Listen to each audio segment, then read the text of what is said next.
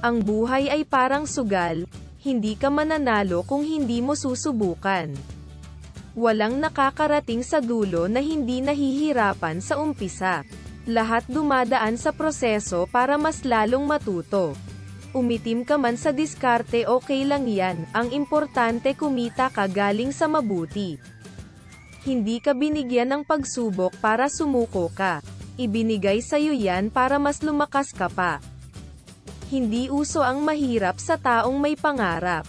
Kapag nakakonsentrate ka sa mga bagay na pino-project ng utak mo, makakamit mo lahat ng ito. Iba yung turo ng libro sa turo ng karanasan. Malaya kang magdesisyon para sa sarili mo. Hanggat naniniwala ka sa sarili mong kakayahan, lagi kang makakahanap ng paraan.